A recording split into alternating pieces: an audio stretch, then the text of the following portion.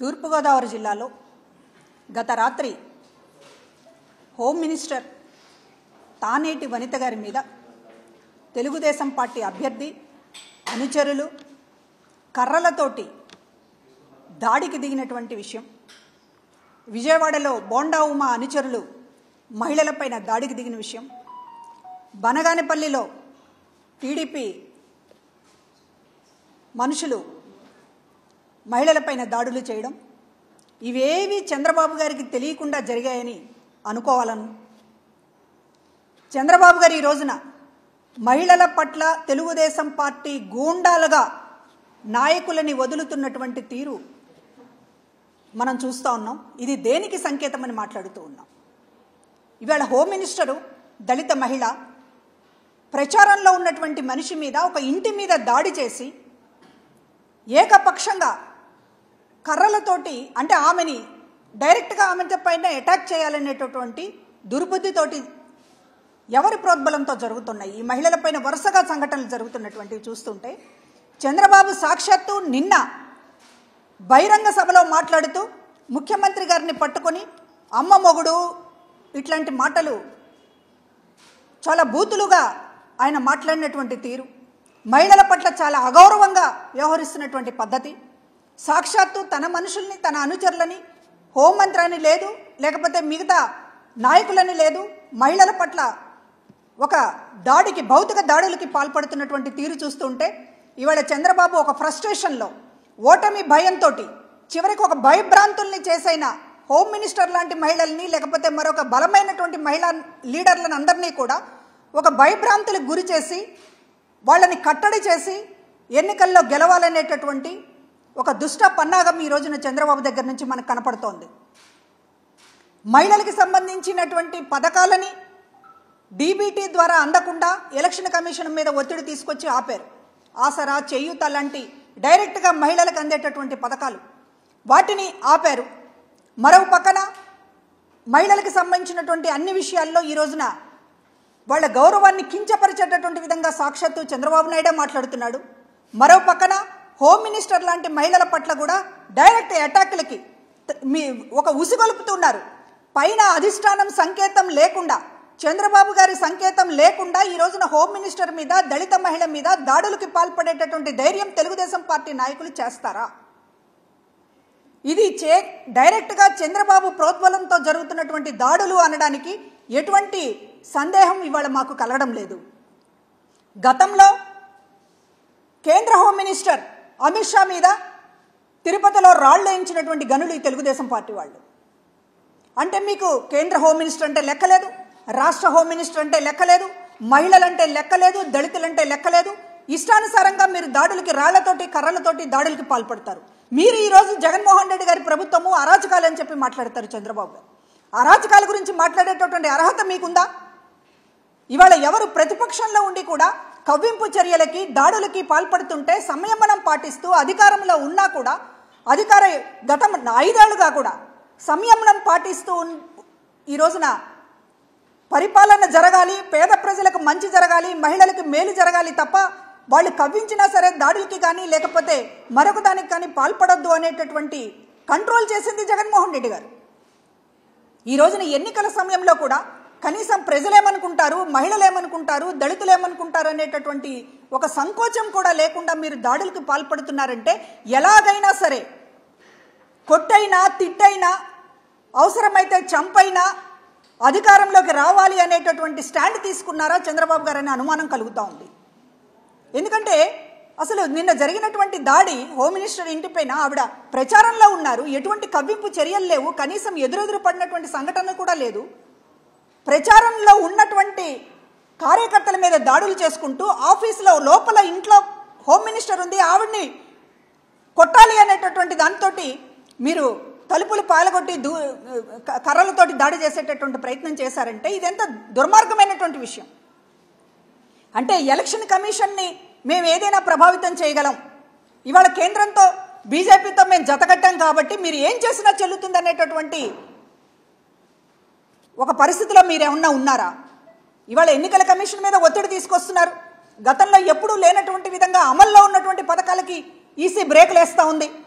కాబట్టి home minister పైన దాడులు చేసినా లేకపోతే మహిళల పైన దాడులు చేసినా కూడా ఎలక్షన్ కమిషన్ మమ్మల్ని ఏమీ అనదు, మమ్మల్ని కంట్రోల్ చేయదు అనేటటువంటి భరోసా ఏమైనా చంద్రబాబు గారికి లభించిందా? అందుకని ఇలాంటి దాడులకు తెగబడుతున్నారా అనేటటువంటిది ఈరోజు అర్థం చేసుకోవాల్సినటువంటి అవసరం ఉంది. ఈరోజు మహిళలకి సంబంధించినటువంటి విషయాల మీద 5 ఏళ్లుగా ఈ రాష్ట్రంలో ఆత్మగౌరవాన్ని కానీ గౌరవాన్ని కానీ పెంచేటటువంటి విధంగా మహిళా సాధికారిత అంటే ఏంటో చేసి చూపించి ఈరోజు మహిళలకి అండగా నిలబడినటువంటిది ప్రభుత్వం. ప్రతి పథకము ఈరోజు మహిళలను ఉద్దేశించి డీబీటీ ద్వారా డైరెక్ట్గా నేరుగా మహిళ అకౌంట్లోకి డబ్బందేలాగా చేశాం. అదేవిధంగా 30 లక్షల మంది మహిళలకి జగన్మోహన్ రెడ్డి గారు ఇళ్ల పట్టాలు ఇచ్చి వాళ్ళని ఇంటి యజమాని చేసి గౌరవించినటువంటి పరిస్థితి. కానీ ఇవాళ చంద్రబాబు ఏం మాట్లాడుతున్నాడు? చంద్రబాబు మహిళల్ని ఎంత కించపరుస్తూ మాట్లాడుతున్నాడు. గతంలోనేమో అత్త మగబిడ్డను కంటానంటే కోడలు వద్దంటుందా అనేటటువంటి వివక్షతని, ఆడపిల్లలు మగపిల్లలు అనేటటువంటి వివక్షతని సాక్షాత్తు మీ నోటి నుంచే వినిపించారు ప్రజలకి. ఇప్పుడు ఎన్నికలు సమీపిస్తున్న సమయంలో మరింత మీ వికృత స్వభావము, మహిళలకి వ్యతిరేకమైనటువంటి మీ ఆలోచనలు ఈ రోజున వినపడతా ఉన్నాయి మాటల్లో. జగన్మోహన్ రెడ్డి గారి కుటుంబ సభ్యుల్ని దూషిస్తూ ఉన్నారు. ఒక దళిత ఎమ్మెల్యేని హోంమంత్రిగా చేసి గౌరవించినటువంటి జగన్మోహన్ రెడ్డి గారిని ఒక పక్కన ఉంటే, మీరు ఈ రోజున అదే హోమ్ మినిస్టర్ మీద, అదే దళిత మహిళ మీద దాడులకి తెగబడేటటువంటి పరిస్థితిని తీసుకొస్తున్నారు. అంటే మీరు అధికారంలోకి వస్తే పొరపాటున ఏం జరుగుతుందో ఈరోజు సినిమా చూపిస్తూ ఉన్నారు. అవ్వాతాతల్ని మొత్తం ఈ రోజున రోడ్డు మీదకి తీసుకొచ్చి వాళ్ళ ప్రాణాలు తీస్తున్నారు.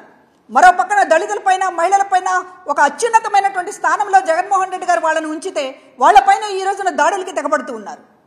అంటే మీరు ఎంత అరాచకాలకైనా దిగుతారు. గతంలోనూ చూసాం. మీరు ఈ రోజున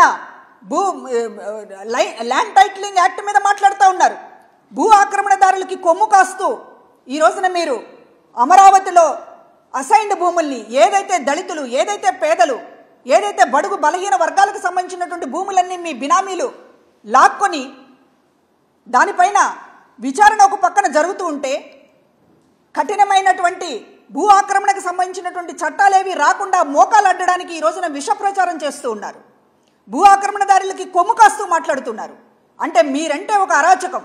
ఇవాళ ఆంధ్ర జాతి గురించి మీరు మాట్లాడుతూ ఉన్నారు. అసలు ఆంధ్ర జాతి అంటే ఒక వెన్నుపోటు అనేటటువంటి బ్రాండ్ తీసుకొచ్చింది చంద్రబాబు గారు కదా అని అడుగుతున్నాం. ఈ రోజున ఆయన హింస గురించి, ఆయన అరాచకాల గురించి, ఆయన ఆంధ్ర సంస్కృతి గురించి మాట్లాడితే దెయ్యాలు వేదాలు వల్లించినట్లుగా కనపడుతోంది. ఈ రోజున మహిళల పైన దాడులు తక్షణం ఆపాలని చెప్పి కోరుతూ ఉన్నాం. ఎలక్షన్ కమిషన్ సీరియస్గా తీసుకోవాలి ఇటువంటి సంఘటనల్ని. ఈరోజు ఎలక్షన్ కమిషన్ ఎటువంటి ఒత్తిళ్లకి గురి కాకుండా ఉండాలని చెప్పి మరి మీడియా పూర్వకంగా విజ్ఞప్తి చేస్తూ ఉన్నాం. మహిళలకి కూడా భరోసా ఇవ్వలేకపోతే, ఒక అత్యున్నతమైనటువంటి స్థానంలో ఉన్నటువంటి మహిళా అభ్యర్థులకి కూడా ఈ రోజున రాష్ట్రంలో శాంతి భద్రతలు కల్పించలేకపోతే ఎలక్షన్ కమిషన్ ఎందుకుంటున్నట్లు? కనుక ఈ విషయాలపైన సమగ్రంగా విచారణ జరగాలి. చంద్రబాబు గారి పాత్రని ఈరోజు బయటకు తీసుకురావాలి. సాక్షాత్తు ఒక హోమ్ మినిస్టర్ పైన, ఇతర జిల్లాలలో మహిళల పైన జరుగుతున్నటువంటి దాడులకి తెలుగుదేశం ఎందుకు పాల్పడుతుందో బహిరంగ క్షమాపణతోటి సమాధానం చెప్పాలని కోరుతూ ఉన్నాము. ఎన్నికల కమిషన్కి ఫిర్యాదు చేస్తాం. రోజు ఫిర్యాదులు చేస్తున్నాం జరుగుతున్నటువంటి అరాచకాల మీద. కానీ ఈ రోజున ఏం జరుగుతోంది అనేటటువంటి చూస్తూ ఉన్నారు. పేద ప్రజలకి మంచి జరగాలని చూడాలి. ఎన్నికలు వచ్చాయని పేద ప్రజలకు మంచి ఆపేస్తే అది ఎన్నికల కమిషన్ బాధ్యత ఎలాగవుతుంది? పేద ప్రజలకి ఎంత న్యాయం చేయాలనేటటువంటిది ఎలక్షన్ కమిషన్ కూడా ఆలోచించాలి. డీబీటీ పథకాలు కొత్తగా వచ్చినాయి కాదు, వాటిని ఆపేశారు. వృద్ధులకు సంబంధించినటువంటి పెన్షన్ ఆపేసేటటువంటి చర్యని ఎలక్షన్ కమిషన్ తీసుకుంది. మహిళల పట్ల దాడులు జరుగుతున్నాయి, ఇష్టం వచ్చినట్టు తిడుతున్నారు అనేటటువంటిది ఎలక్షన్ కమిషన్కి అనేక సార్లు ఫిర్యాదులు చేస్తూ ఉన్నాము. చర్యలు వేగంగా ఉంటే ఎన్నికల ప్రక్రియ సజావుగా జరుగుతుంది. కనుక ఈ దాడి ఘటనైనా, హోమ్ మినిస్టర్ పైన దాడి ఘటనైనా ఎలక్షన్ కమిషన్ సీరియస్గా తీసుకుని ఎన్నికలు జరిగే లోపు చర్యలు ఉంటేనే ఎన్నికల ప్రక్రియ సజావుగా జరుగుతుంది. అది ఎలక్షన్ కమిషన్కి తెలియని విషయం కాదు.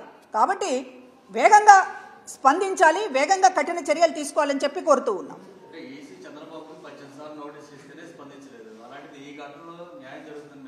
ఇప్పుడు ల్యాండ్ టైటిలింగ్ యాక్ట్ మీద మాట్లాడవద్దు అని ఈసీ నోటీస్ ఇచ్చినప్పటికీ కూడా నిరభ్యంతరంగా చంద్రబాబు మాట్లాడుతూ ఉన్నాడు. నిరభ్యంతరంగా కాగితాలను చించేస్తా ఉన్నాడు, కాగితాలను తగలబెడతా ఉన్నాడు, తన వేళ్లు కాల్చుకుంటా ఉన్నాడు, జనం మొఖాల మీద కాలుస్తూ ఉన్నాడు. అంటే మేము బట్ట కాల్చి మీదేస్తాం, మీరు తుడుచుకోండి అనేటటువంటి పద్ధతిలో వ్యవహరిస్తూ ఉంటే ఎన్నికల కమిషన్ బ్రేకులు వేయలేకపోతే, కట్టడి చేయలేకపోతే ఇంకా ప్రజాస్వామ్యం, ఎన్నికల ప్రక్రియ అనేదానికి అర్థం ఏమిటి? అంటే ఫిర్యాదులు తీసుకోవడమే కాదు ఎన్నికల కమిషన్ పని. ఫిర్యాదులకు సంబంధించినటువంటి దాంట్లో ప్రతి దాని మీద వెంటనే చర్య ఉందా లేదా అనేటటువంటి చేసి చూపించాలి. దాని ద్వారానే విశ్వాసం, నమ్మకం ఎలక్షన్ కమిషన్ మీద పెరుగుతాయి. ఆ దిశగా చర్యలు తీసుకోవాలని చెప్పి కోరుతూ ఉన్నాం.